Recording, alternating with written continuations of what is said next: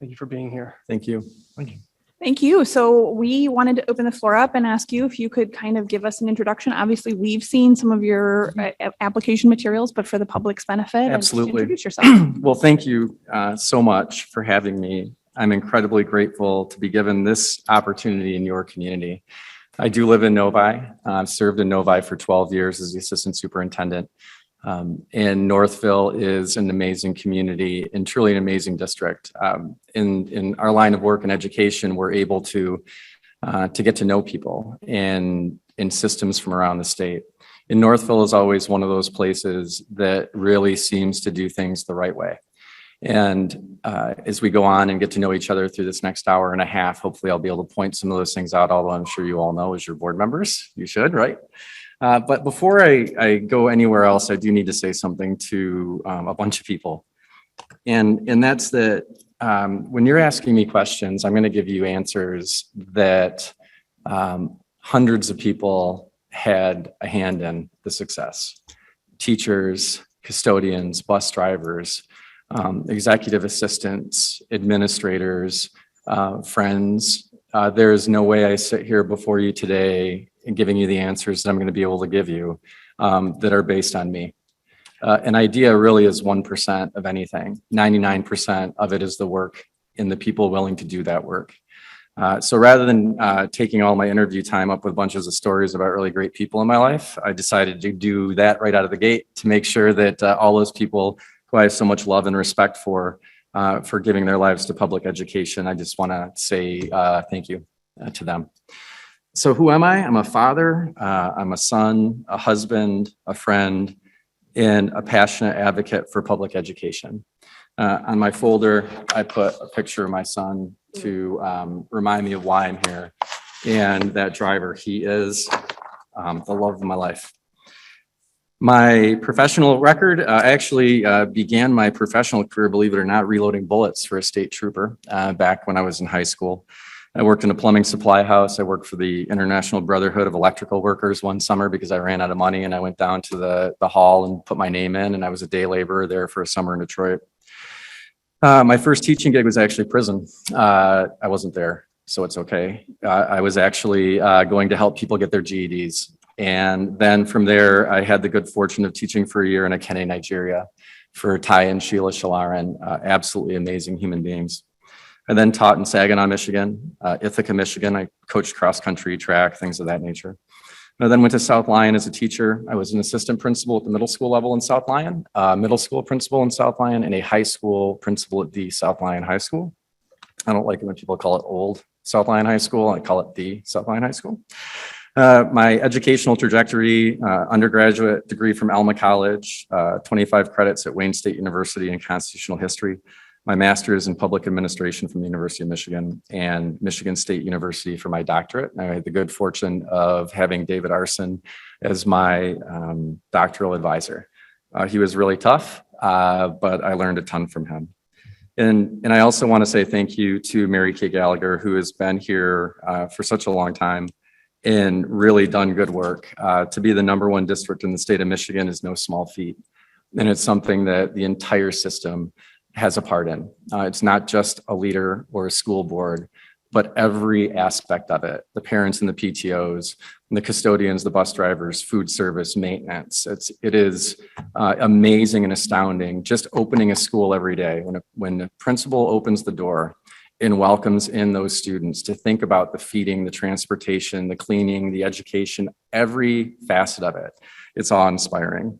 And a quick story. So I don't want to cause a rift in anyone on the board here, but Pizza Cutter is my go-to pizza place. Even though I live in Novi, I actually drive in to get Pizza Cutter. So I didn't realize it was homecoming. So went to go get pizza, and it was like this iconic scene of why community public schools, in my mind, are our communities. In the sense that here you have, as I had to park like blocks away, I'm trying to get there, the band is coming down the hill. The flags are waving. It was a beautiful day.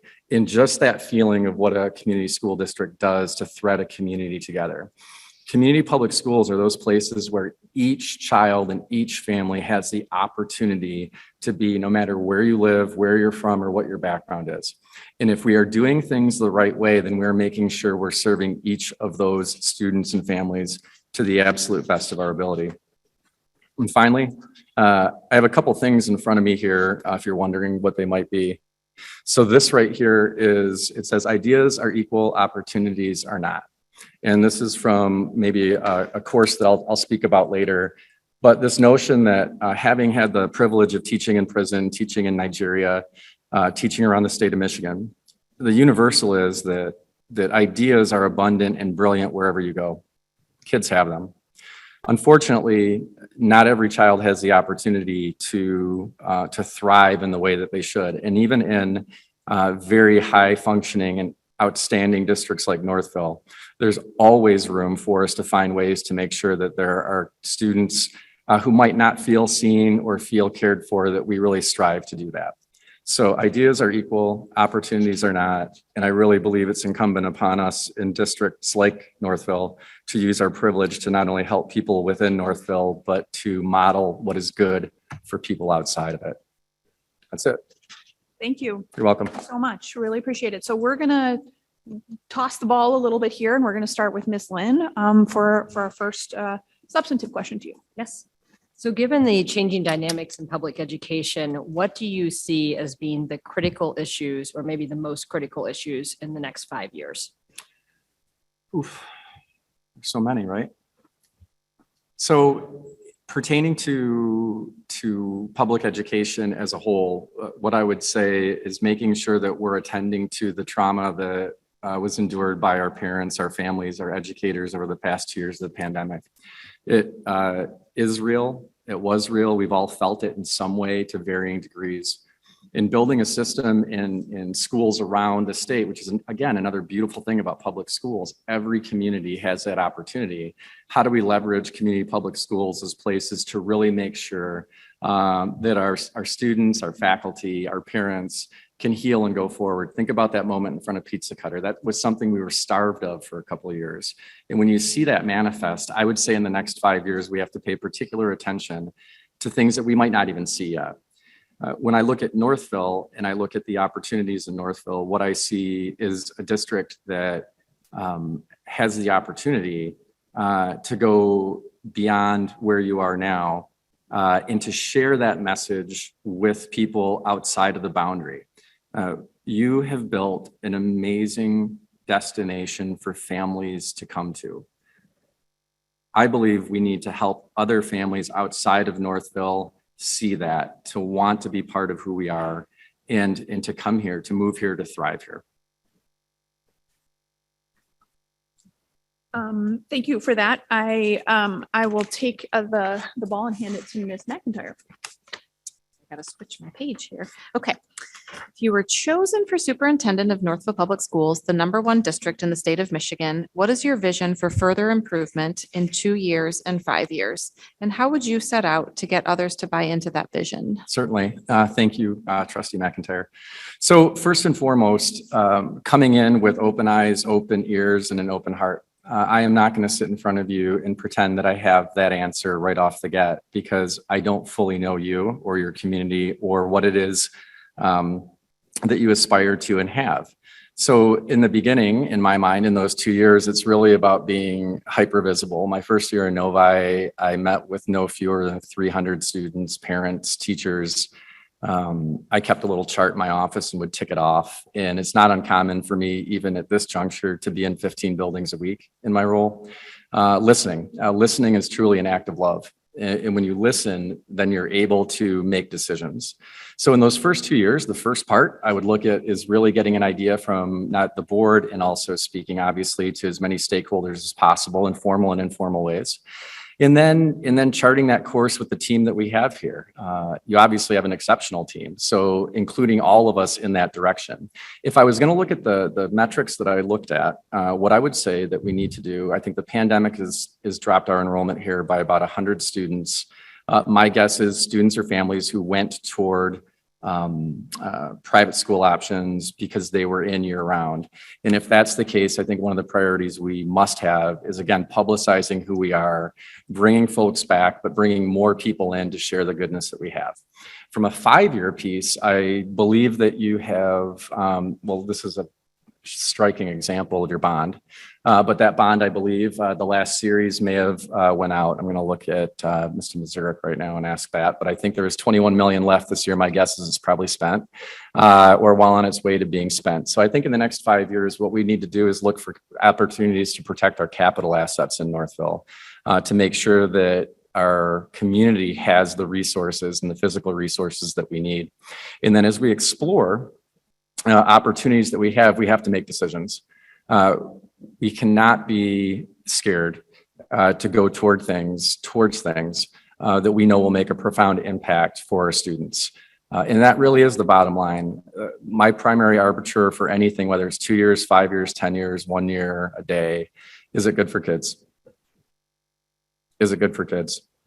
And with that question, it can often come with consequences, right? Sometimes folks might not like things that are really good for kids because it may impact them in ways that are difficult. So that's what I would say to the 2 and 5 year question. Thank you very much. Welcome. Thank you. Our next question will come from Mr. Wong. Of the needs and wants most important to educators today, what are 1 or 2 that you believe should be accommodated? And which one or more do you think cannot practically be done?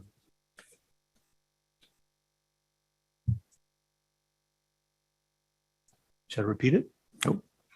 So, Trustee Wong, what I would say is the first and foremost in the past 2 years, especially, our educators across the board have felt pushed to the limit, asked to do things that they've never had to do before from a virtual setting and so on. Working with COVID in that pandemic, seeing their kids hurt. I think what we can easily give them that doesn't cost a penny is our ear, and to be empathetic and to genuinely listen and when possible act on what it is that they may need. So listening is where I would start. Listening without action, though, is something that can get old pretty quickly. So once that, again, that time to make the decision comes, we have to make those decisions. So I would say listening. One of the biggest things that I would say, especially in the elementary, are class sizes. Often when we're working with students, especially kindergarten, first grade, second grade, third grade, there's no doubt in my mind, having done this for 30 years, that a lower class size, especially at those grade levels, help. And that's the issue about what we can and can't give, right? Because what that means then is significantly more personnel. And so looking at that, we'd have to attend to the budget and make sure that we're making decisions that are not hamstringing our district for the future. And unfortunately, well, there are the ESSERS monies and the COVID monies and things like that. I know you have a sinking fund. I know that we have the Wayne County millage. When those drop off, if they drop off, if the economy turns down significantly, it's not responsible for us to take care of almost every want in this moment, because that day will come. We're all old enough to know that the economy is cyclical and there will be a downturn. So that's the tension, is that we would all want to give as much as we possibly can to help our students, but we also have to keep an eye on the long future and what that could mean. Thank you. You're welcome. Can I just follow up on that really quick, Lindsay? So how is that communicated to teachers? You know, how do you guys do it in Novi in a way that builds trust and consensus when those difficult conversations have to happen about those trade-offs? Because Sure. we're all very familiar with the trade-offs. We want so many things for our teachers, and we want that morale that goes with it. What are the ways that you've sort of latched on to build consensus or improve morale when the conversations have to be difficult? I'll give a couple specific examples. So in 2010, when I came into the district, I didn't realize it until after I got hired, which is kind of funny, because we were in violation of 27 Title I violations in Novi. And that was shared with me my second day of work. And I really couldn't share that openly for a variety of reasons. And so what we had to do is to align our curriculum. 6 of the things we were cited for was not having an articulated curriculum, which is the baseline aspect of what we do from an educational standpoint. So what the concept was is we initiated something called content area leaders, or CALs. So when I came in, rather than hiring curriculum directors, I eschewed that and instead went toward empowering our K through 12 teachers to actually be content area leaders. And the thing that was a little unique about that was that typically high schools had department chairs, but K through 8 was not represented. Teachers weren't. So to raise the temperature a little bit, got rid of department chairs for a year. So thank goodness for my high school principal at the time. She weathered that. And then what we did is we opened it up and provided those positions to every single level. Now, what that did was it was a tell to the teachers that were listening, but more importantly, over the next 3 years, what we did is we articulated a curriculum, and we were the first in the state to share it publicly. I know you have the Atlas platform here, and that's what we used.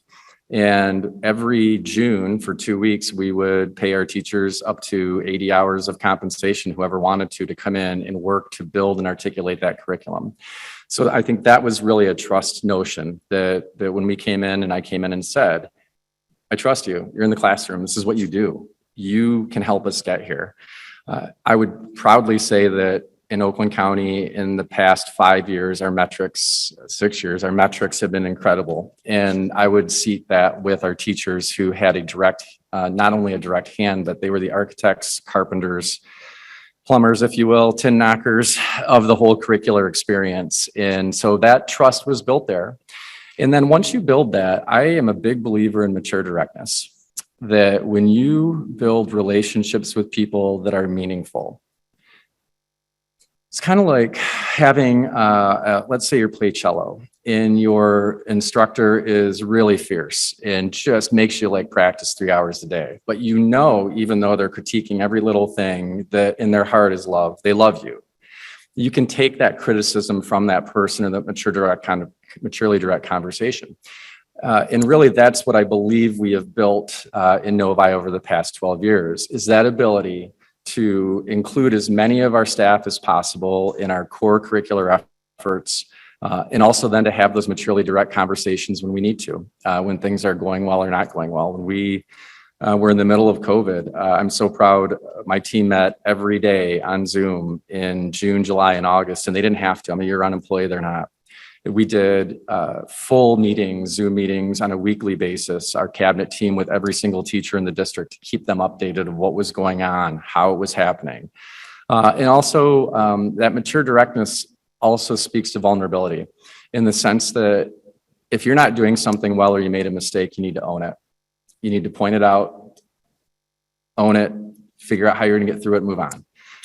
And you also have to celebrate people. I don't think we do that enough. I think that sometimes in leadership, we can get so fixated on what the next issue is that we forget to look around and celebrate the beauty in this world and the goodness of the people that we have serving our kids.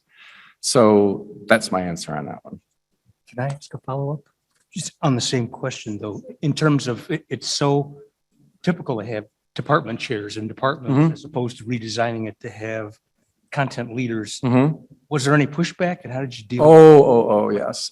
So the first 3 years in Novi, to say that I was less than liked for that move would be an understatement. Because what I did is I came in and we found this. I saw that there was not a cogent and coherent curriculum, and I stopped any kind of professional development until we got our curriculum lined up. And I had to stay steady. I remember having tears in my eyes in my office one day, not understanding like we need to do this. And a longtime employee, she came to me and said, RJ, she said, you got to understand, like we didn't know what people did kind of in your office before. So like the fact that you're out and like making people do things is something that's a little bit jarring to them. But as time went on and saw that that wasn't just a fluke, that we meant this, that we believed in it. And again, credit to the high school principal, because when we suspended the department chairs, it was not a happy thing. The other part about the content area leaders, I'm a huge believer in meritocracy. Your abilities should dictate your opportunities and your willingness to hustle. And so we changed that whole paradigm. So back in the day, department chair positions were typically the most senior person in the department would get it, especially if they're close to their retirement, bump their retirement number and go there, not necessarily the people who are most invested. So what I did is I said, let's do an application process. So you have to read Good to Great in the Social Sectors, which is one of my favorite books. Jim Collins wrote Good to Great, amazing. And then something called the 90-90-90 case study about the power of writing. I asked anyone who applied to read both of those, synthesize them into single space, 12-point font, one page for your application to be a content area leader. The union wasn't especially happy about that at the time, but I think what happened is what you saw, this beautiful piece happened where now we have K-12 involved. And now we have people from every bandwidth of their career involved. And it's something that I'm really proud of our teachers for accepting that challenge. And our content area leaders are genuinely amazing people. Awesome. Thank you so much. Lindsay, I Absolutely. stepped in on yours. Dr. Weber, so how have you handled decisions that might have been unpopular, right, with the public, decisions that you probably had to make or your team has made, but that you thought were educationally necessary, right? And if you can cite specific examples like you've been doing, that'd be really helpful as well. Certainly. So one of the pieces of leadership is, and it's funny, when I became an assistant principal, I thought, all right, I'm going to be an assistant principal. This is going to be awesome, right? And I love the gig, and I've actually loved every stop along the way. I'm so lucky. However, what I found out is that people didn't necessarily like me asking them to do certain things. Maybe they weren't in their hallway during passing time, and they were in their classroom. I'd pop in and say, hey, Miss Lynn, I need you out in the hallway during passing time, please. But as you build that relationship and you build that piece where people know it's done out of care and love, it's not about being punitive, it's not about embarrassing anybody, that's critically important. An example that I would give when I was a middle school principal would be pitch this idea to go toward a school-wide writing effort. So at the time, our school was a laggard school in the district. And what we did several days during the year, and our ELA department came up with this, is the students wrote a piece through the day. So they would write a small piece in every hour, okay? And then at the end of the day, we had our staff meeting and everybody took 25 of those essays. PE teachers, art teachers, counselors, principals, so on.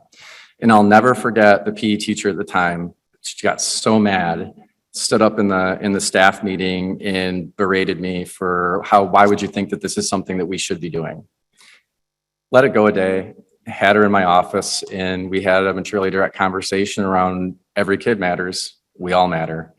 And we're going to go after that. And I can say she's a friend to this day. So. What, can I just ask a follow-up? Yeah. How about, the decisions where you've made sort of the public or invited or maybe even created maybe an ugly response, right? Or overly negative, however you want to describe it.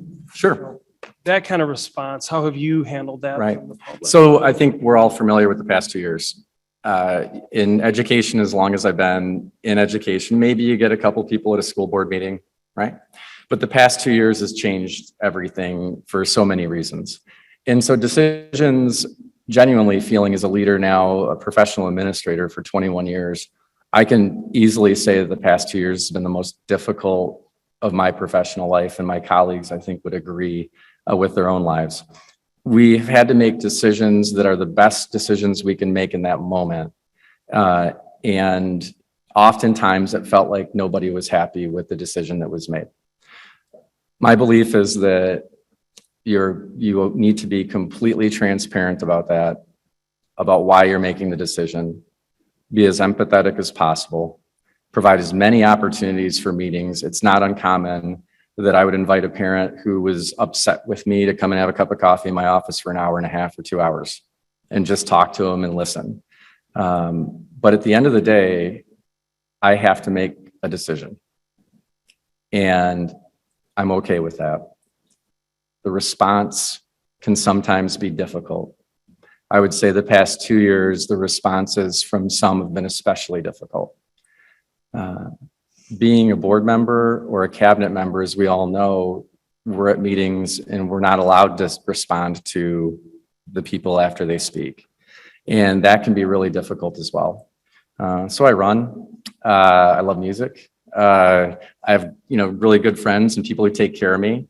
What I will say, and I think this is important, is in the position I've been in the past 12 years, I've had the distinct privilege to be at least 2 board meetings a month and several committee meetings every month. A 3rd grade student, 3rd grade teacher, a principal, they do not have the opportunity to respond or to engage when things are said or done that are inappropriate, that are salacious, that are hurtful. And I will never, ever apologize for standing up for the people who love our kids and our kids. And a specific example, Trustee Wilson, of that would be, is people talked about us failing our kids. You're failing your kids during COVID. There was a particular board meeting where we had our winter set of data come through. And I shared that data set. And I shared it for the kids and the teachers. And I'm a big basketball fan. I don't know how to play basketball. I scored 2 points my 7th grade year and 2 points my 8th grade year. So I became a cross country runner. But Rasheed Wallace used to play for the Pistons, and he used to say something, and it was ball don't lie. Our students and our staff, when we look at 2 years ago, prior to the pandemic, and then this winter data set, didn't skip a beat. We did not lose a bit of academic performance. And so I think in the right moment, leadership has to advocate for the people that they serve. And sometimes that can be really difficult when people are yelling or screaming or saying things that are untrue and not being especially kind. But in my mind, what I think of is our kids and our teachers. I don't want any student to hear that people in the community think that they're failing. Mr. Mazurek. Yeah. Sure. So from Novi, you're kind of familiar with the area, but in Northville, we have a very demanding community. We have a very educated community. We also have a very tight-knit community. We have more of that small hometown feel, right? So with that as the background, our next superintendent will be the leader in all areas, including finance. What do you see as the weaknesses or watch points in our financial model in your view? And how would you address those as superintendent? Certainly. So the first piece I would say is that I'm really glad that you have demanding families here. I would hate to serve in a place where people weren't invested in their kids in a way that they expected excellence. I believe in having exceptionally high standards, a high level of accountability for myself and the people who I serve beside, but also an exceptionally high level of support. I believe that if people are supported, if the message is clear, that they will rise to that. And I welcome a demanding community because that means it's an invested community. From the financial standpoint, I had mentioned this earlier, but a little bit on the enrollment trend is something that I'd want us to keep an eye on. That's the FTEs, and each student that we lose is money. And so looking at those numbers, that's something that I would like to get ahead of. I would like to capture those students back and actually increase that more. I know that you have a 31% fund balance, which is astounding. It's about double the normal, or double the gold standard, actually. So congratulations on that. And if a former classmate of mine, Mr. Mike Zoff, is out there, well done, Mr. Zoff. On the bond aspect of it, so you had a $104 million bond, 21 million left, and I believe that you said you've spent it already, right? So how do we sustain the capital of the district is something that we need to look at. So part of that is a combination of bond, but there is no substitute for having students in our district, period. So from a financial standpoint, again, and you'll hear this over and over, making that effort to really continually share who we are and actively attract people in. The sinking fund, I believe, ends in 2025, and I think that's about $3 million a year, if I did my research correctly. And the enhancement fund from Wayne is about $2 million a year. So those are things that are helpful, but again, as they fall off, you can get lulled into that notion that they're just going to keep going. Like, wait, we have this money, we have this money. But really looking and making sure that we don't put ourselves in a position that this amazing school district and community who believes in you all of a sudden feels like we didn't do what they elected you or hired us to do in making sure that not only does it stay stable in the kind of community people want to come to, but grow in that piece of it. I also noticed that public improvement funding, I think, was from the DOJ, so an antenna system was put in. That was really neat. That's not something that you see in a lot of places. So tight and accurate budgets are critical. And I think communicating that, sometimes when we're doing numbers and this is the trustee, their eyes will glaze over and like, okay, but we've got all this money and so on. But if you're doing your job, you're looking out 5 to 10 years. And unfortunately, you're thinking worst case scenario sometimes as well. On the flip of that, I think that we have to also make decisions that spend dollars in places that make a maximum impact in the classroom and for our children. And so that's the balance, and that's what we get to debate and wonder about and chart the course for together if I was fortunate enough to be here. So I'll add a follow-up on that one. A little bit of the history of our district. We lost our 20J funding about 10, 11 years ago, right? Which we are at the lowest level funding of all school districts. It actually puts us at a $300 and X risk versus Novi Per kid, for kids, right? per kid. Per kid, right? In perpetuity, because that doesn't change. So given you have that permanent advantage, any thoughts about how we deal with that permanent disadvantage? Like, we are never going to get the same amount of funding that Novi does. We're never going to get the same amount of funding. I'm not saying never, but certainly not in the near term of Bloomfield or Birmingham and all these others. Just your thoughts. Certainly. So I think one of the pieces is, again, telling our story.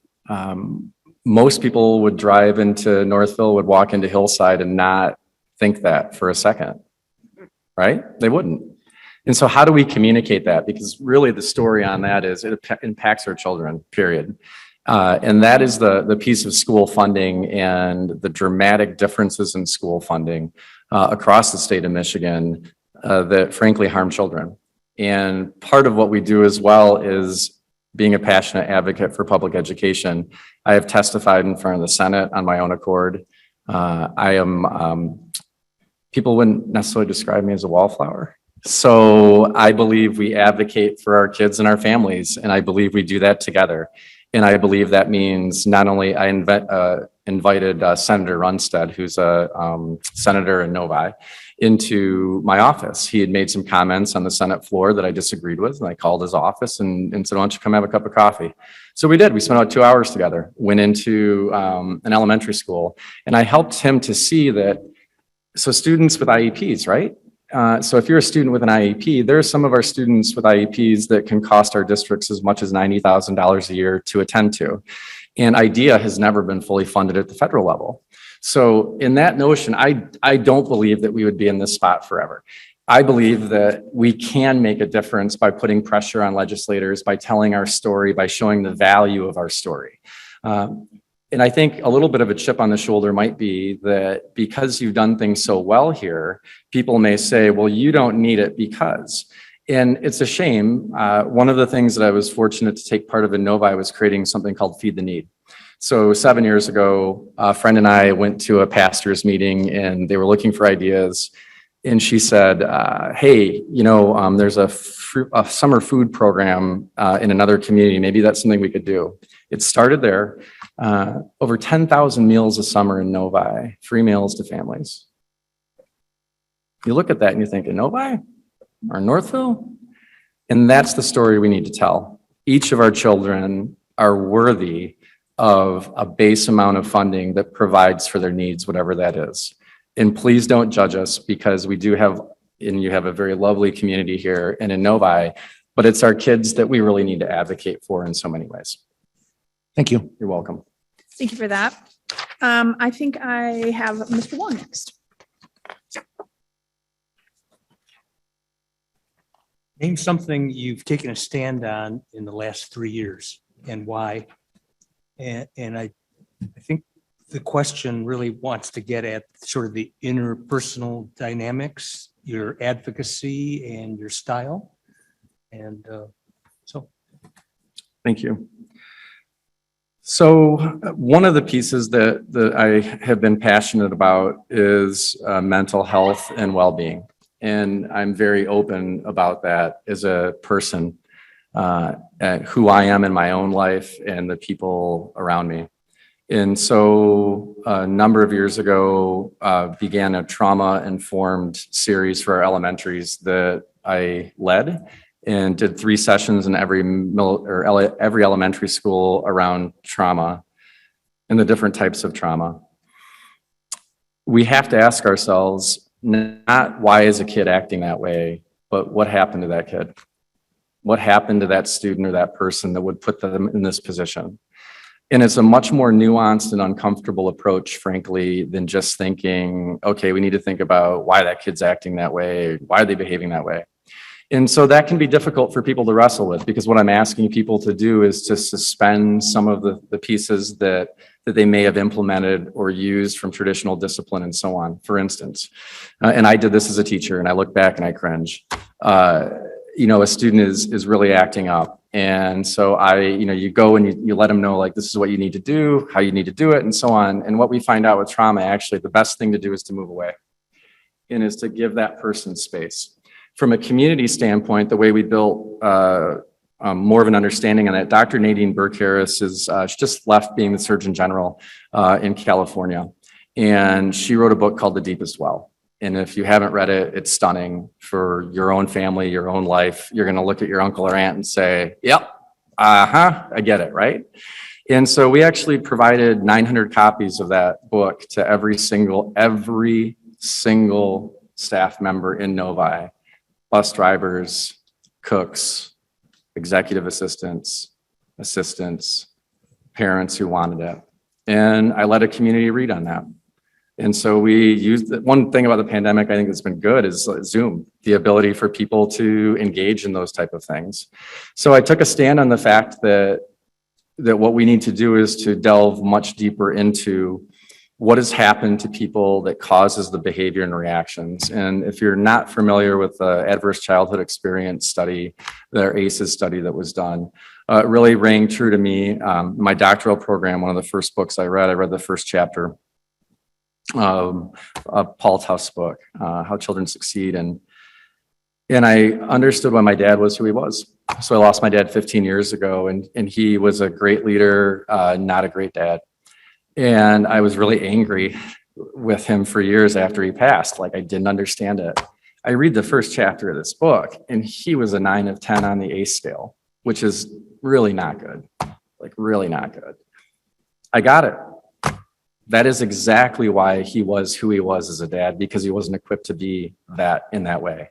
So that's what I would say from a deep personal center. And again, it can be disquieting for people to lead meetings where you're asking people to really reflect on who they are as educators. But I've also partnered with Community Mental Health Services and other University of Michigan Depression Center, University of Michigan School of Social Work on that. Who's the author of Deepest Well? Dr. Nadine Burke-Harris, amazing woman. And it's a quick read. And the beauty of the book is it's accessible, and the aha moments people have, it floors you. We might have stumbled on that because we had a Nadine Harris of our own. So we. Oh, that's all right. Yeah. Thank you for that. I am next. And my question is, what have you done to move your district toward a more culturally responsive community? Certainly. So in Novi, we have over 50 languages spoken in the homes of our district. And in 2010-11, when I was having all those meetings with teachers and parents and students, one of the things that came very clear, and I just love our teachers so much for this, they said, RJ, our demographic is changing quickly, but look around. I mean, we all look the same. And we need to learn how to better attend to the needs of our students and our families. And asking for that, I started to dig a little bit deeper. I started to make connections. University of Michigan School of Social Work, started to work with Oakland Schools a bit on this, and really started to coalesce around this notion for how do we look at things in a way that's not one note. So for instance, using the word diversity. if we were all to close our eyes and think about that, and the first thing that comes to your head and being honest with each other, we often go to the color of a person's skin. Looking at it in a more nuanced piece of the whole aspect around how where a person may worship, who they may choose to love, where they're from. My dad's a Canadian citizen. My grandma came from Slovakia in 1932. America is filled with people, unless you're Native American, who aren't from here.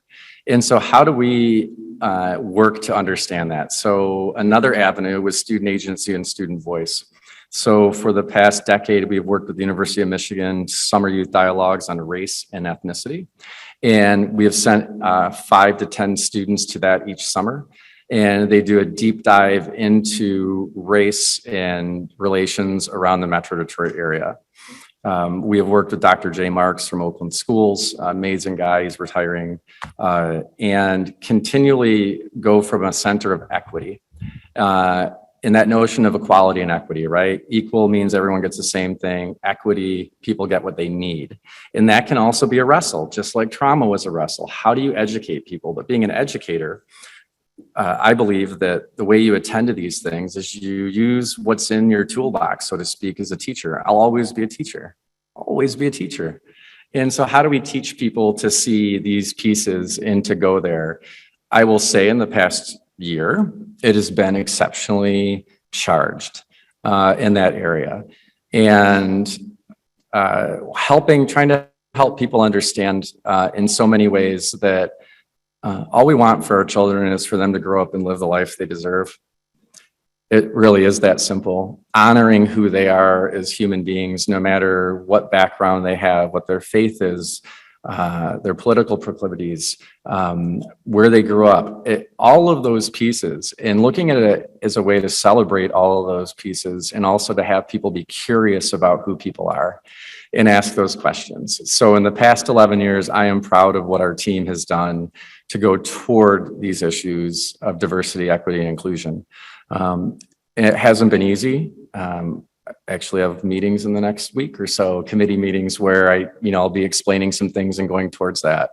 And I also think it's so important to come at this from a point of, if somebody is nervous about it or not understanding it, doing your best to spend time with them to learn from their perspective and that piece of it.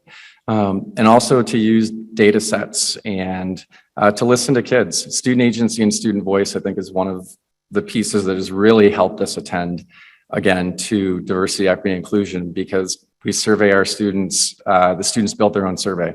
And so we survey 6th through 12th grade students with questions that they created. And we listen to those questions or those answers, and then we act on them. A quick example of that would be part of that survey. We actually had 25 of our students, high school students, design over a course of a summer, an hour-and-a-half professional development opportunity. They led that professional development for 450 staff members in our district. And what it was, what is it like to be a student in your classroom? Think about that. 17-year-old kids, 16-year-old kids with their teachers, telling their teachers, like, this is what we noticed about you all. Like, this is what we feel and see in certain spaces. And it's funny because kids are great. They don't hold anything back, right? They're like, we don't want you. Like, look, you don't have to worry about like being my best friend. I don't want you to be my best friend. Like, if you're my teacher, all right, Mr. Wilson, like, I don't want you to be but could you just ask me how I'm doing? Like, how my weekend was? Like, make that connection. These kids did that with their teachers and they let it. So that would be an example as well of how we went toward those pieces of just trying to better understand each other. So a follow-up question on that. You talked about this journey for you starting when you joined Novi, and probably there were aspects of it even before then. But that you mentioned 2011 when you came. I'm curious, just in the last 3 years, doesn't have to be COVID specific, but in the last couple of years, what has surprised you on a personal level, or what have you learned that moved you to a different place than maybe you were in the before when it comes to these issues of cultural sensitivity to different students? So it's, again, that focus on just your own personal, what surprised you or bubbled up for you most recently? For me, it was the amount of isolation and hurt that people feel, kids who feel isolated through COVID, othered perhaps. And this notion that a kindergarten teacher once said this to me, it was prior to COVID, a kindergarten student had torn her room apart, broken things, thrown things all over the room. And I went to check on her. I heard it happen. So I went and said, so how are you? And she said, okay. And I said, so what do we need to do to help? And she said, RJ, I mean, the only thing I can do is double my love. Like, this kid's hurting.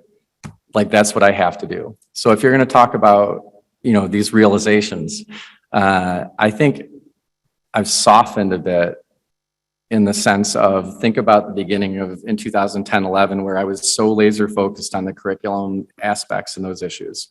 One, because we had those violations and we needed to get them right. But sometimes when you take such a view on something that you don't let the other rays of light in and see what's happening. So I would say my growth over the past 2 years has been the stark realization that hurt people. That when people are hurting, they sometimes say or do things that are hard to understand, hard not to personalize. So I would say that my biggest growth in these 2 years, it's hurt like heck. I'm not going to lie. I bleed. We all bleed. When you don't feel like you're doing everything you can and you know that there are kids out there that might not be getting what they need. When you get called on that, it hurts because you want to go and grab the handle of your car at the end of the day and feel that you did a ton of good. And there were a lot of days the past 2 years where it felt like what we were doing was keeping our heads above water and hoping. So that's what I would say, that my growth came in the fact that of letting go of the piece that everyone has their own struggle, and rather than being judgmental, try to understand it. Thank you for that. You're welcome. Ms. McIntyre. Okay, thank you. As we're getting to know you, we'd like to know a little bit about what do you think are a couple blind spots that you have in working with others, and how do you accommodate for them? Wow, 2 in a row about this reflective stuff, huh? We're tough. I like it. It's okay. I think there might be some people watching who might be texting you right now about what I might say right now. So I have a very high motor. I have my whole life. I love life. I love it. I love experience. I am driven and goal-centered in a lot of ways, but my pace of play can sometimes be very difficult for other folks. And I wouldn't realize it because, hey, it's a great idea. Let's just keep moving. It's a great idea. Let's keep moving. And then you start to look around and see that there are people who I thought I explained everything well, because it's right here. It's in my head, right? And I didn't realize how hard that I was pushing some people in the distance to cover. So that's a blind spot that I had. I've done a ton of self-improvement and work on that in reflection. And I think actually one of the pieces of COVID that I had to do was to mellow out a little bit and realize that we can still do great things for kids and so much, but I needed to monitor my, I guess I'd call it pace of play, because it could be pretty intense. Like your pace of play now that we're kind of coming back to normal? Do you notice any difference? Oh, so there's a difference I notice. So the ideas still come, these notions. We did something in the middle of COVID that, like, here's a perfect example, actually. So at the beginning of last year, I thought to myself, you know what? Half of our kids aren't in school. Half of our kids are in school. What if we offer furniture from our schools to every family who wants it in the district? And so, yeah, all right. So I start thinking about that. I start talking to people. And what we did is we delivered furniture to every home in Novi that wanted it. And I did this for a couple of reasons, right? One is that the taxpayers, I wanted them to feel like they were being valued, that they had contributed to our schools that were sitting with the furniture not being used. So that was 300 and something furniture deliveries of desks and chairs and things like that. So great idea, right? Okay. It worked really well. But my maintenance team and my assistant, I think, wanted to absolutely kill me because of logistics and all those pieces. So that was an early example. So I would say, Ms. Lynn, that I have definitely learned from the fact that I should ask a couple people before we just go ahead and go on those pieces. I will defend the fact that the ideas work a lot of the time. So that makes me feel better, but I know my maintenance person and my assistant weren't especially happy with me. Thank you. Ms. Lynn, you have the next one as well. I do, yes. So our community has become very accustomed to an incredibly engaged superintendent. And the board is very accustomed to a superintendent who provides extraordinary detail and consultation with the board on decisions.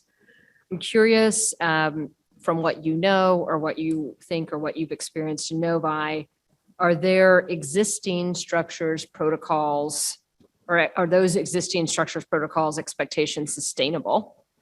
I'll just pause on that. Like when you hear me talk about that, is that sustainable? What does that make you think? High functioning systems and people who choose to enter those systems, I believe, have to enter them with their eyes wide open. If what you want is excellence, if what you want is greatness, then sacrifice comes with that. It really is that simple. And as a superintendent, I believe my primary job, the first question, is it good for kids? But really is my relationship with you all. How often are we talking? How often are we meeting? Are we building our relationships? The mentor of mine in South Lyon, amazing superintendent, Dr. William Pearson. I just watched him, and every month would be coffee or lunch with each board member just to build a relationship with them and to keep doing that. It was really a thing of beauty because I never saw a surprise at a board meeting there in 12 years. I never saw a board member with a question that he didn't know was coming and wasn't prepared for. And I never saw him put a board member in a spot where they felt they were embarrassed or didn't know the answer. And to me, what that communicates to the community is that we are on the same page. We might not always agree on things. There were times where he and I in my office at the high school would have some pretty heated arguments behind a closed door. And the door opens, he's my guy, and we move forward. And so I would say that boundaries are important. There are certain parts where we have to be honest with each other as we build our relationship and say, hey, RJ, I am out of pocket for the next 3 days. I have to do this and be with my family. Please don't, like if unless it's like a dire emergency. And to build that relationship where we're okay with that, but also a relationship that's okay enough to say, hey, do you have a minute? I want to talk about something. And the answer to that for me will always be yes. My personal cell phone number is printed on my business card. And it's there for a reason. And the fact is I can choose to answer the phone or not. Right? And on that piece then, Ms. Lynn, I would say that relationship between myself and you all is critically important, and whatever your comfort level is with it is something I would have to suss out. But I love this work. So because I love it, I love talking about it. It's really not a hard thing. And, you know, we're going to be faced with difficult situations going forward.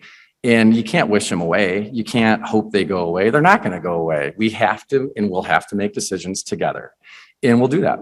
And we'll make the best decision we can. And if we find out the decision we made isn't the perfect decision, then hopefully all of our egos are enough to say, we didn't make the right decision there. We're going to go back and switch this up.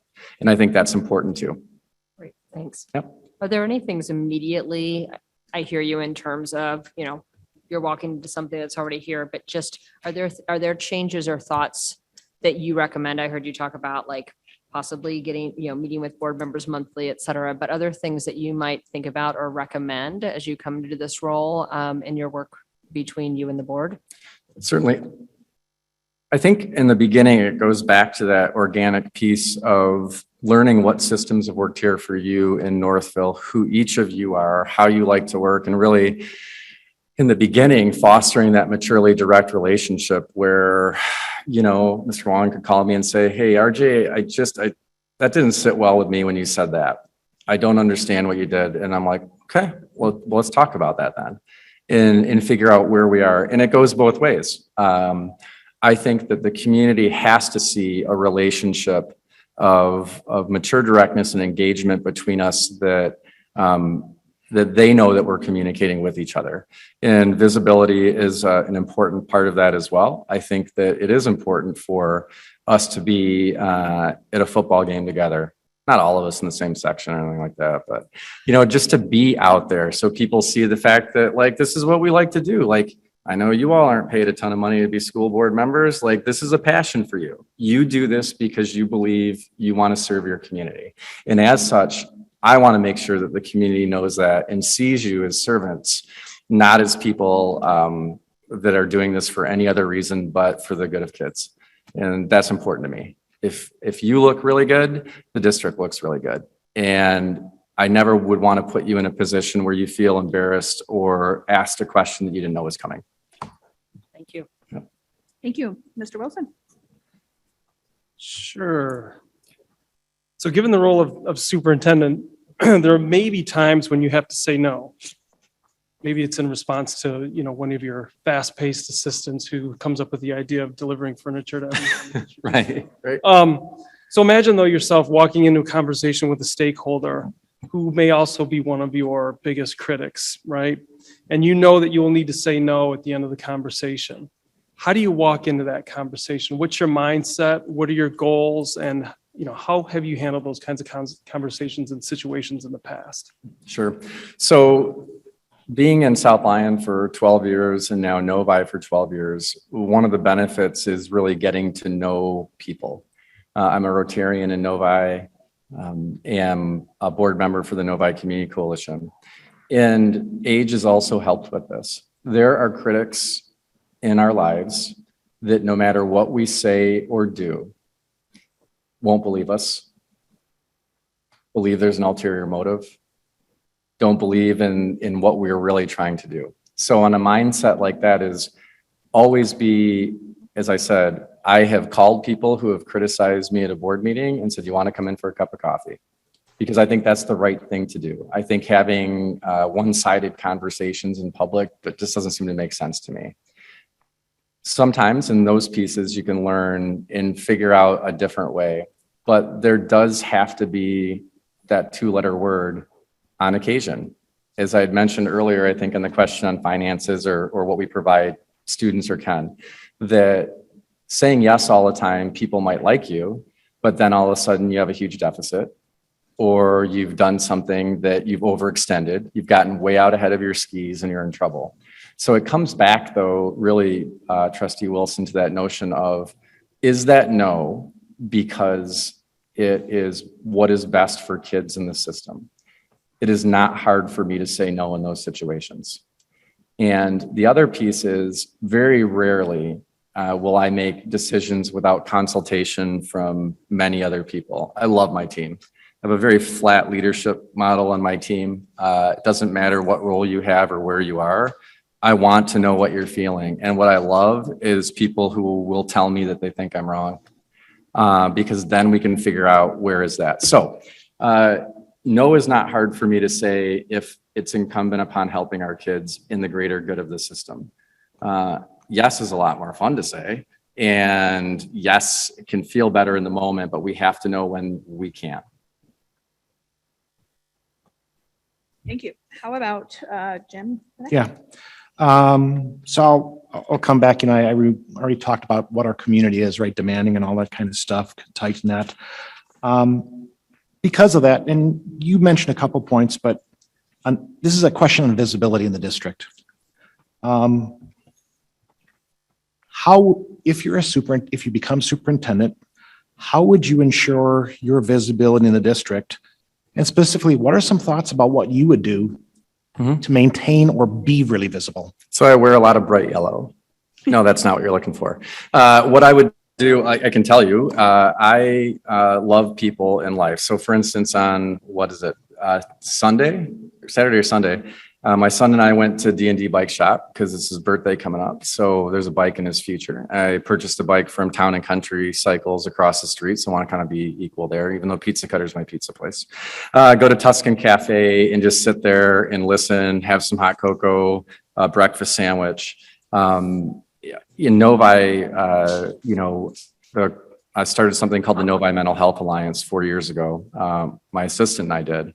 And for 3 years, every first Monday for every month, we met to provide support to families who are struggling with mental health and well-being issues. I'm really proud of that. That's visibility. There's a kind of visibility in my mind that you're seeing, but then there's a deeply felt presence. I think there's a difference between visibility and presence. And presence means that when you're with somebody or in a space, that they know that you're sincerely listening to them and you sincerely care about them. And that if you can help them, you will help them. And so visibility, if you talk to any of my colleagues or parents in Novi, they will say I tend to be all over the district and the community. And I believe it's critically important, again, coming back to that notion that our community public schools are centers of community. I am sure that you rent your facilities out to Northville, the recreation department, and we do that in Novi. So wanting to make sure that the person who leads that particular entity is seen, is visible, but more important, is present when they are out and about, so to speak. So Kind of a follow-up. Yep. And you mentioned, family is important to you. You have a young son. I saw the Yep. picture. I don't know how old he was, but yeah, well, this was really young. He's actually 11 now. okay. Yeah. One of the issues you're going to have to deal with is, again, that demanding and being a community, you have to balance your own personal life, Mhm. but with the demands of, again, it's not just community members at Tuscan Cafe or whatever. It's a lot of different things, entities. How do you find that balance? How have you found that balance maybe in Novi? Sure. So one of the pieces is much to his chagrin, but I will not be doing it this spring, and he's happy. His soccer coach had to leave in the fall. I'm a runner. I've never played soccer. I love watching it. I coached him. And so I believe that my son, my family, my friends, that I want to make sure that they get to feel and experience how awesome it is to be involved in public education. So my son and I went up to the MIAAA, which is the Athletic Directors Conference. I'm super excited about this, and this speaks to balance. So this was one of my kind of quick, crazy ideas, but I love where this story ends because we're doing a presentation on mental health for every athletic director in the state of Michigan. And I figure we have to give something back to these athletic directors. They have to walk out of this space with something tangible. If I simply go and talk about, stories of depression or anxiety and try to erase that stigma, that's one thing. So I had this notion, why don't we provide an employee assistance program for every single athletic director in the state of Michigan? Yeah. So an EAP. So what that does is gives 8 visits to a counselor per event. So let's say you're having an episode of some kind. The EAP actually hooks you up with a trained counselor and you go through counseling. And that's one of the primary aspects of it.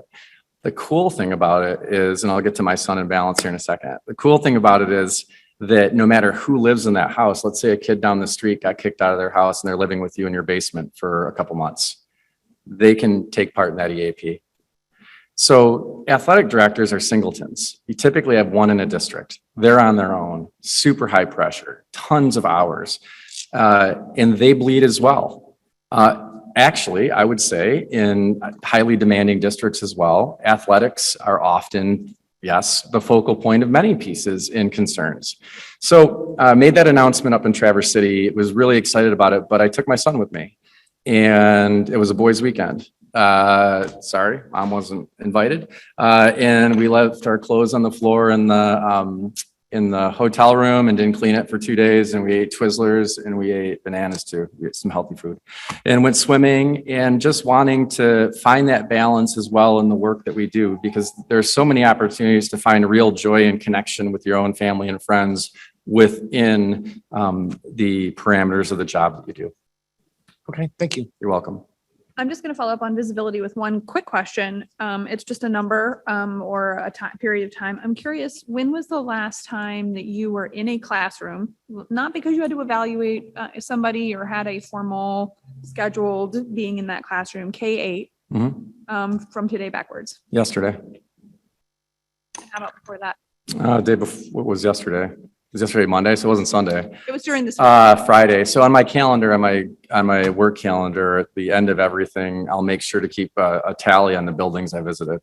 So if you were to look at my work calendar, you would see what buildings I was at that day, depending on the load. So today I went into school and led a meeting with all the principals, directors, superintendents. So that kept me out of the building. I did walk through a building, but I didn't get into a classroom. But it's not uncommon for me to be in 8 to 12 buildings a week, and always going into a classroom when you're doing that, or the lunchroom, or the recess area, or what have you. I don't know how I could do my job as assistant superintendent of academics without being in there with it, feeling it, seeing it, and listening. And it's not just that, it's just fun. Like, that's where I want to be. Being a teacher, being an educator, and really seeing how the programs and practices that you're helping lead are impacting children, and how that's working with our teachers is where it's at. So a lot of people, I think there's a joke, they want to put a, what do they call these things? The tiles, and now that Apple has the tags. I think there are people I work with who want to put that all over my bags and stuff like that, so they know where I am. Because I'll just go toward whatever joy that is. An example would be, kids were sledding down one of the hills. I had my suit on. I was coming back from the high school, and I just pulled up, and the new aides did a great job. The new aides were like, "Who are you?" And I said, "No, I'm Dr. Weber. I'm the assistant superintendent of academics." Okay. And I said, "Does anyone have a sled I could borrow?" And so I just got on the sled and I went down the hill with the kids.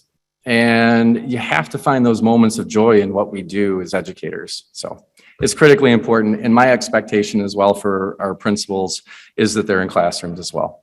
That's where I need them to be. It's been much harder the past 2 years because they're also managing every aspect of COVID. But that's where our principals want to be, frankly. Thank you for that. You're welcome. I have the last question or two, but really last question for you is for you to just summarize, maybe 3 minutes, take a couple minutes to tell us why you think you would be the best person for the job here. So, President Prescott, would I have an opportunity to ask you all a couple of questions after that? That's the really All right. last, but this is the sort of summation. Yeah, That was fast. We're already done? I know. Come on. So first thing is thank you. As school board members, seeing our own school board and school boards around the country really step into the breach. I think of Oxford. I think of those board members standing on stage and taking questions from people who are hurting. And I look around and I look at examples in our own, for instance, national government where people duck subpoenas and things like that. And I think public schools know how to do it. They were on stage, they were there. So I want to say thank you first for your service and the service of anybody in public education that fights for kids and advocates for kids. It means a ton. My own excitement on being here today, I feel, oh my gosh, I was so nervous before coming here, but I think I said it off camera. It was like before a race, I'm a runner. And so it's like your gut, your butterflies are kicking and all of that. And I've got all these things written down I didn't even mention that I wanted to share, and I have more times. I don't know. I won't do that to you. And so my excitement for this opportunity, I frankly love leadership. I love it. And it might sound a little bit weird, but this is my hockey background as well. And if you're a hockey player, you'll understand this. There is a joy to getting hit, and there's a joy to playing. And that notion of competition, when you get checked the first time and you know the game is on, there is a joy in going at things that people say you can't do. There is a joy at helping people see how amazing they are, but they never saw it before. And that's the privilege of leadership. Whether I was a classroom teacher and I would give my 7th grade students 12th grade level reading and not tell them until after, and they did it. And I said, I didn't know I had a classroom of seniors in here. This is amazing. I'm like, what are you talking about? I said, well, look what you just did. Whether it's being a cross-country coach and there's a kid who can't finish a half a mile, and at the end of the season, they actually complete 2 miles in the middle school. Whether it is taking a building that the teachers felt really hurt, forgotten in, not cared for, and within 3 years, that building becomes the standard bearer for a school district. Whether that's entering a district and finding Title I violations in the way that we had them, and believing and investing in the teachers and the students to take us forward. It sounds corny. It's what I was born to do. I love leading. I love it. And not in a kind of Western notion of like the sage on the stage or the charismatic leader, because I think that's really dangerous, actually. I think that charismatic leadership can be difficult because sometimes people will do things or not challenge you when they should. That's Jim Collins. That's a huge influence. But leadership to me is my lifeblood. And I desperately want an opportunity to head an entire system, to be able to have people see how good they really are for our kids to see how good they are. Ideas are equal and opportunities are not. It's that simple for me. I don't care if you're a student in Northville, if you're a student in Akene, Nigeria, a student in Nagani, Michigan. You have brilliant minds, and you need to be given the opportunity to really show and to develop those pieces. And that's why community public schools are, in my mind, so amazing. And then just the relationships as well that you get when you're able to lead and you're given the privilege to lead. Whether it's goofing around with your bus drivers, whether it is knowing your custodians are short-staffed, so you help them sweep and throw trash away, whatever it might be, there's just a joy in people and getting to know people into being part of their lives and the laughter that comes from that, and then the shoulder to cry on when it's difficult. So I want to be that person for you. I want to be that person for your kids. It is a privilege to be able to spend my entire life in public education and feel that in some way I made an impact. Coming from a dad who was flawed, coming from a family that wasn't formally educated, growing up in rural Michigan, and realizing that truly anything is possible. Anything is possible. I know it sounds, again, corny, but anything is possible, especially if you're loved and supported. And that is, in my estimation, the role of the chief leader of an organization, is to make sure that people feel noticed, recognized, cared for, supported, held accountable. Accountability, I think sometimes people go right to, if you're talking about accountability, they talk about, are you going to fire somebody? That's not accountability in my mind. Accountability is being strong enough to have conversations with people behind a closed door that you don't want to have. Like, it's not fun, but you have those because you care about that person and you want them to be better. And another part of leadership, on occasion, there are moments in life where we need to make decisions that are indeed in the best interest of kids, and people may not see that. And you have to stay steady. You have to be grounded. You have to have a support network around you, and you have to make those decisions. So thank you. Thank you for allowing me the opportunity to sit here, to be here, to answer questions, to get to know you a little bit better. Love coming to Northville, and maybe I'll see you guys at Pizza Cutter once in a while. We'll see. Yeah. I know this guy is a Pizza Cutter fan. Did you have questions? I for us? do.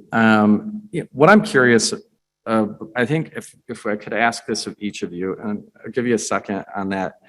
So what are each of you most proud of here in your schools? If you're going to think about something that brings you pride, I'm curious about what you would say. Do you guys want to take 10 seconds each? Yeah, why don't we? I mean, I think we have to distill it. So let's think and distill. I'll go last if you like. Lindsay, how about you start? Sure. I think I had a ton of respect for this district before I ever dreamed of becoming a board member. But I think what I've been most impressed by and proud of now, it used to be, you know, the academic achievement and all that, but now it is all the social, emotional support that we give to our kids, especially those who are in need. I've been tremendously impressed, and I'm really proud of that. Like you, Lisa?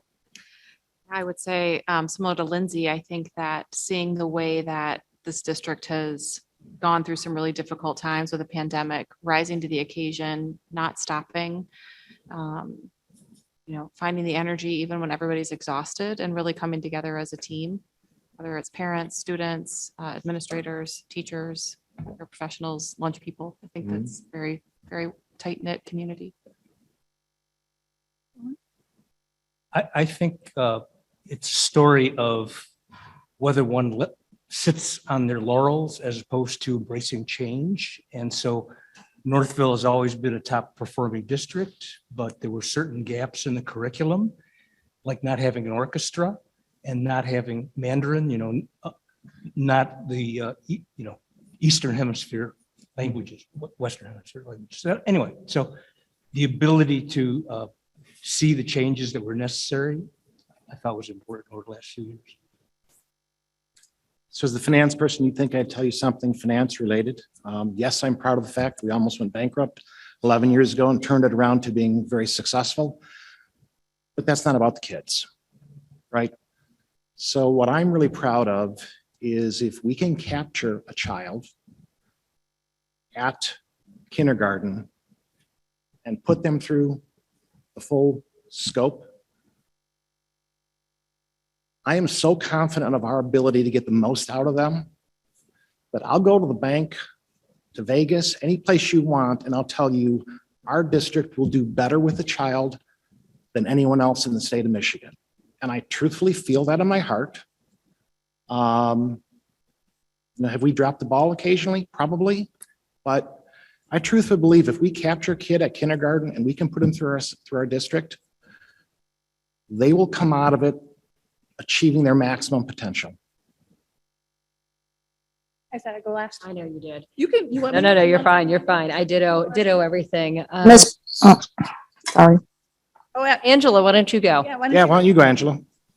Hi, Dr. Weber. This is Angela Jaffer, and I'm fortunate enough to be listening remotely for unforeseen reasons. Thank you for your interview. I didn't want to interrupt initially with the introductions, but this one is very important to me, and I appreciate the question. I've been a Northville resident of 20 years, and I have 5 children who have either attended Northville Public Schools or currently attend. And each and every time I'm impressed with the amount of passion that we all have, the neighbors, parents, teachers, paraprofessionals, food service. We're passionate about what's best for our kids.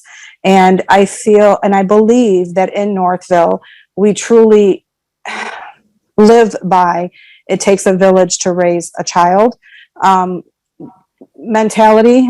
So to me, even though the past 2 years have been extremely challenging and difficult, the sentiments that you shared were not very far off from what we've gone through, actually almost identical. But we have very high expectations. You talked about accountability. We want to hold ourselves accountable. The community holds one another accountable. But at the end of the day, I love the passion and the passion for solutions, not just problems. So to me, that's key, bringing a solution to the table and being passionate about what's best for kids.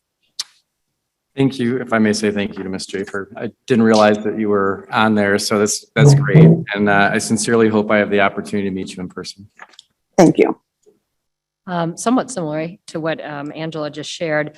When I think about what I'm most proud of, it is our community and how our community works together. And I fully appreciate that I'm saying that after a couple of years where we have definitely had some divisiveness. But I also believe that at the end of the day, this community comes together around what it means to do right for kids. What it means to, I think about even over the past handful of years, what I've seen come together in this community in terms of some of our SEL work, but just as our different entities really work closely together And I've been either as part of the board and not as part of the board, seeing some of those entities work even more closely together for the benefit of kids. I think that's really powerful. You mentioned this, but when I think about, the building that we're sitting in and what the community always rises in support of Northville Public Schools. And that's an amazing place to be.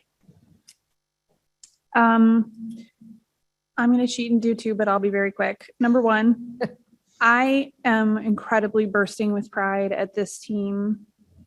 I think we exited COVID stronger than we entered it as a 7. It's not the same exact 7 people. I think this community talked to each other and dealt with each other with integrity. People had issues. They let them be known. No one ever screamed at me. No, I know that's a low bar, but the point is this community and this board, I would put it against anywhere in this country that's high functioning like we are with pride. And I think that the teamwork that we have developed on the board and the relationship with our central office is very strong. And then the second one, and I'll end with this because I think it's an appropriate way and we won't have time for another question. I'm sorry, but whenever a senior or junior from this school district takes the mic, and it happens in different meetings, and they talk, whether it's a graduation or a board meeting, or gives their opinion or presents. I went to Harvard Law School. I met very bright, wonderful people, and I've had the pleasure to work with many of them. These kids are amazing. They knock my socks off, genuinely. And I think it's appropriate to end with the kids. They are superstars. And this, when they go through this system, I feel so much pride in that. So Thank you. anyway, I'm so sorry we won't have more time. No, for it's another okay. one. The piece is when Oxford occurred, I did quite a few interviews and with the media and things like that. And off camera, I would say what you just said, we're going to be okay because the kids that are coming up through our systems, like you just said, I look back at our own high school experiences and I think, wow, we are going to be in such incredible hands. So Sharp, well-rounded, amazing people. I know this is a long night and I just taking a look at the time. I really appreciate Not at all. your Thank time you. sincerely and the opportunity to meet you all. Great Thank job you. and Yeah. thank you again. You will. And we appreciate your time. Thank you. We're going to be adjourned for about 5 minutes. Thank you. So nice to meet you. Thank you for coming. Good night.